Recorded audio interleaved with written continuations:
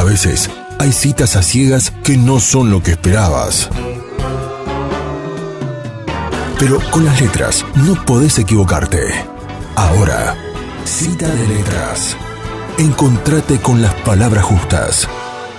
En Citas de Radio.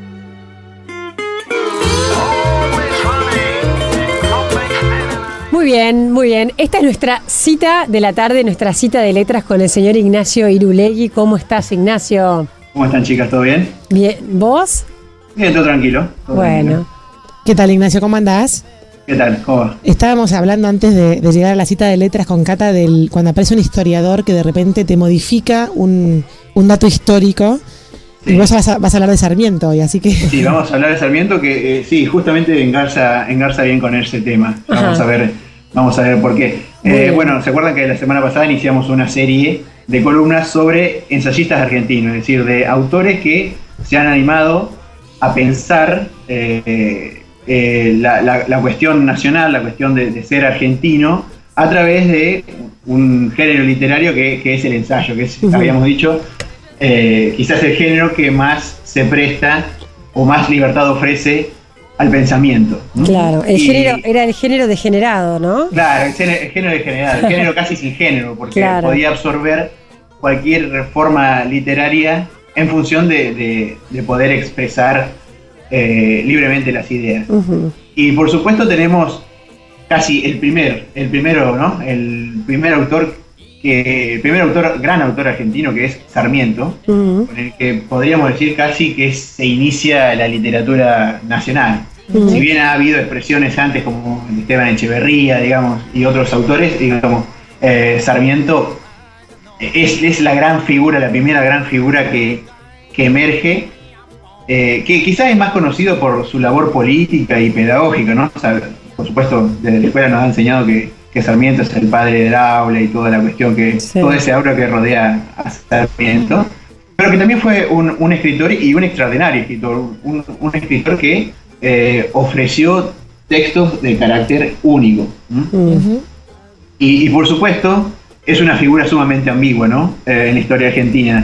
Es un personaje polémico. Sí, amado por unos y odiado por otros, ¿no? Exactamente, eso iba a decir, sí, es admirado y detestado por iguales cantidades. Sí.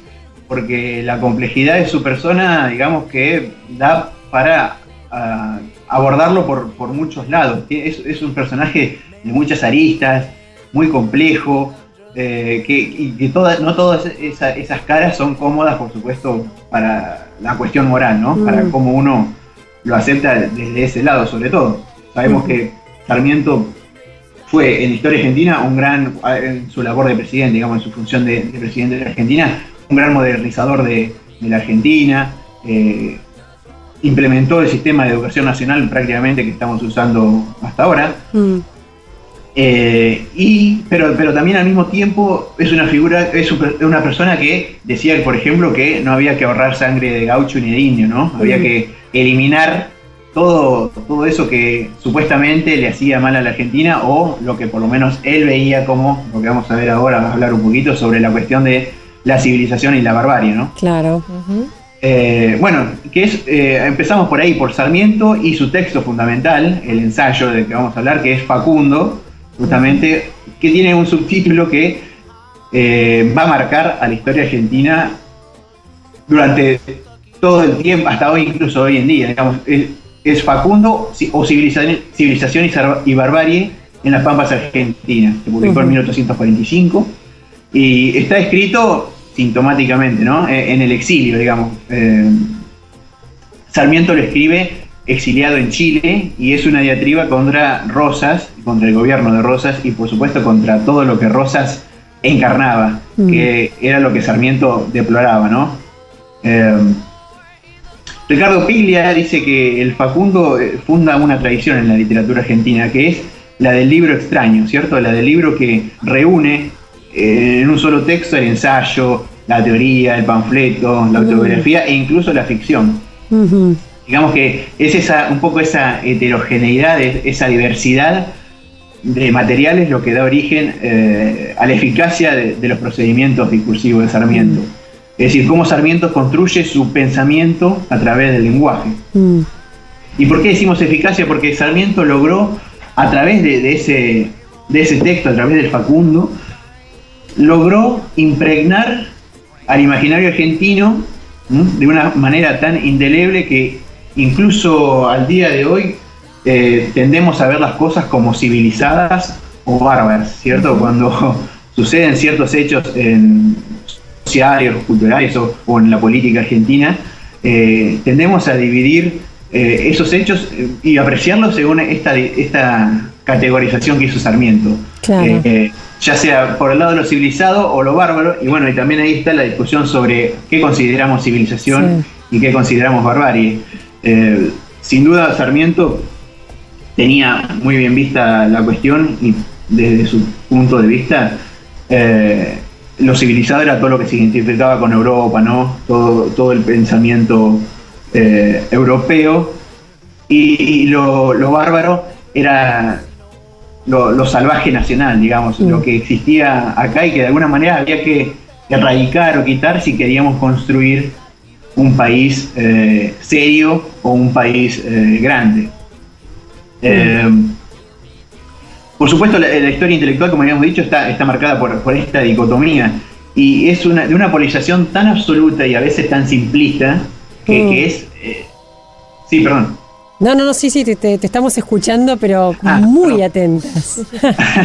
Por ahí querían hacer algún comentario, interrúmpame cuando quieran. No, estamos siguiendo paso a paso tus palabras. Sí, decíamos que esta dicotomía, esta simplificación, digamos, en última instancia, porque es poner en un binarismo todo lo que sucede en un país, incluso hoy es la forma que tenemos de apreciar la realidad. Sarmiento logró eso en el pensamiento argentino, imponer una forma, o estructurar por lo menos una forma de apreciar la realidad. Sí. Ignacio, ahora sí tengo una pregunta.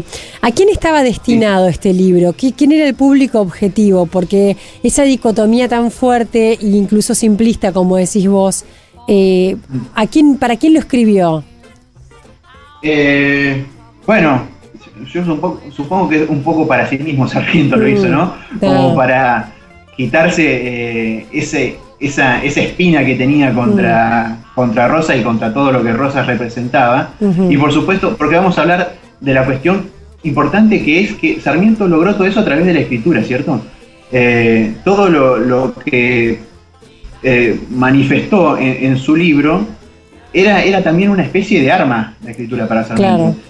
Recordemos el famoso himno de Sarmiento que todos cantamos en la escuela, que dice que por Belgrande la patria tú luchaste con la espada, con la pluma y la palabra. Es decir, la palabra para Sarmiento es una herramienta de lucha, un instrumento, si se quiere, de pelea, de castigo incluso contra quienes habían cometido la infamia, ¿no?, de hacer que él se tenga que ir del país, porque Sarmiento se fue porque, por supuesto, no soportaba la situación política local. Hay una anécdota muy conocida que es la inscripción que puso Sarmiento cuando se exilió, que es las ideas no se matan, que todos lo aprendimos. Sí. Pero Sarmiento le escribió en francés, no le escribió en castellano. Y eso es todo un gesto, es un gesto político. ¿Por qué? Porque le estaba diciendo a los que se quedaban acá, miren, ustedes para leer esto, van a tener que descifrar lo que dice, ¿no? Entonces, ¿quiénes van a poder leerlo? Justamente los civilizados, que saben, los que conocen el francés.